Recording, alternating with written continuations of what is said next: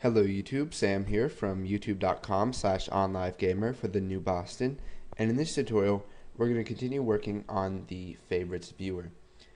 Now before we get started, I just want to say, like I do in every single tutorial where I use a program that isn't made by me, all the credit goes to the authors of Beginning Microsoft Visual Basic 2008.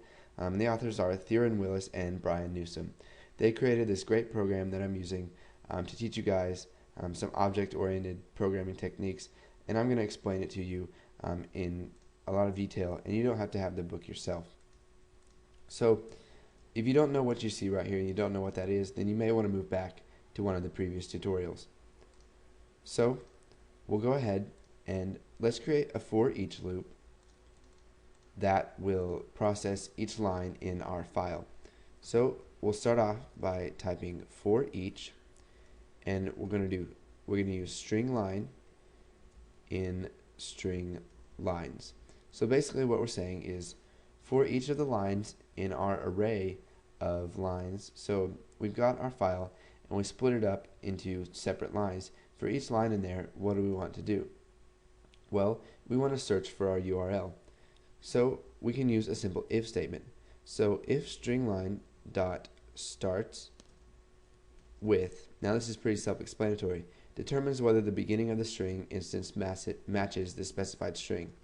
So if it starts with URL equals, then what do we want to do?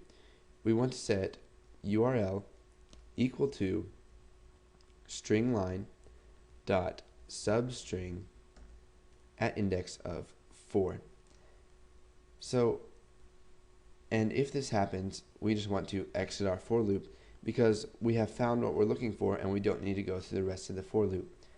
So what this does is it checks to see if the line starts with URL or URL equals, and after URL equals, it's going to contain the URL of the website that's our favorite.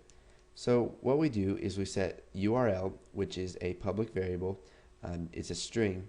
We're going to set that equal to the line at substring, and we start at index 4. So we have index 0, 1, 2, 3, and start at index 4. So it's going to set our URL to the URL that we want, and it's going to leave out URL equals right here because we're starting at index 4. Now let's go ahead and we need to read the file or the data that's in the file. I don't know how I forgot this in the last tutorial, but we're going to set string data equal to my.computer.filesystem.readAllText, and we're reading all the text from the file name, which has been passed to this method. So let's just enclose all of this in a try block. So we're going to try, and if for some reason we get an error in here, let's go ahead and catch it. Now we're going to catch an error of type IO exception. So if we get an error reading or writing or something, then it's going to catch that. So whenever we catch that, we'll just show it. So messagebox.show ex.message.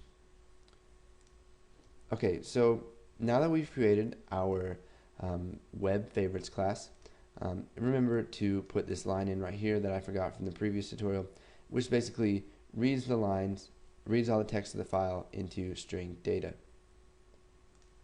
So now what we need to do is we need to continue by creating another class.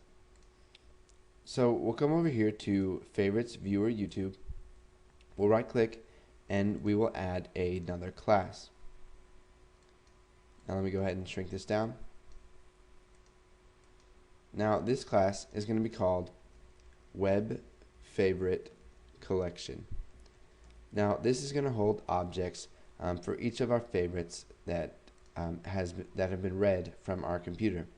So what we need to do is type inherits collection base. Now it says provides the abstract base class for a strongly typed collection. So what this means is that it's a collection and we can store a bunch of objects in it. Now we're going to be storing objects of type WebFavorite. Now you saw it said strongly typed collection, and what it means by that is that you can only use a certain type of data in it, and it's whatever you specify. So whenever we inherit from collection base, we need to add some stuff to the class. So we need to add a method called add. So this is going to take an argument, and we'll call it favorite as web favorite. So it's going to be of type web favorite, which is this class that we've created right here. So whenever they add, we want to add the item to the collection. So we'll just type list dot add favorite. Now you may be wondering where we got list from. Well, list is what this class uses to store all of its items or its objects. Because it inherits from collection based, we can use list. So the list in this class is going to store all of our objects. Now we need to create a remove method. So public sub remove, and this is going to take an argument of an index. So we want to remove something at a certain index. So we'll type if index is greater than or equal to 0 and index is less than count. You can see that count gets the number of elements contained in the collection base instance. So if it's less than the number of items in our list, then we can go ahead and remove it. So the list starts at index 0, and then it has a certain count. So if the index isn't outside of these bounds, then we can go ahead and type list dot remove, and this is going to take an argument. So we'll just type index. So now what we need to do is we need to come down below n sub, and we'll type public read-only property. So we're making a read-only property. Now here's something I just realized.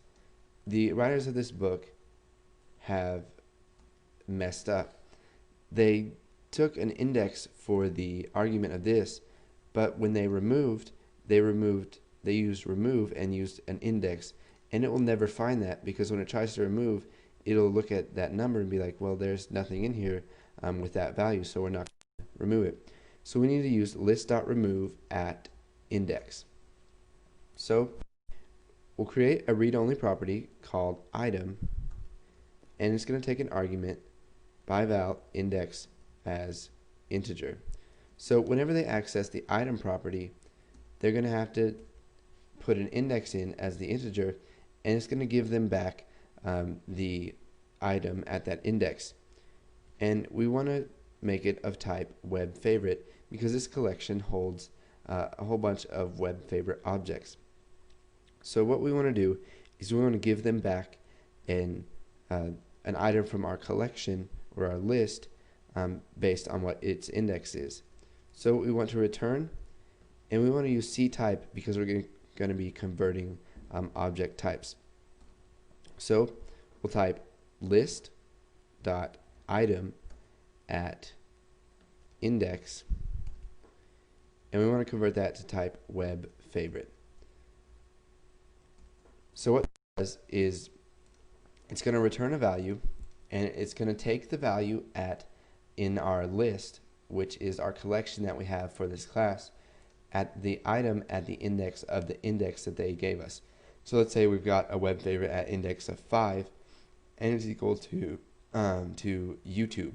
So it's going to get the item at index of 5, and it's going to be YouTube, and it's going to convert that to type web favorite. Now because it's already a web favorite, we will have no problems with converting it to web favorite, and it'll work just fine. So go ahead, put this code in if you haven't. If you're confused with anything, leave it in the comments. Maybe somebody will be able to help you.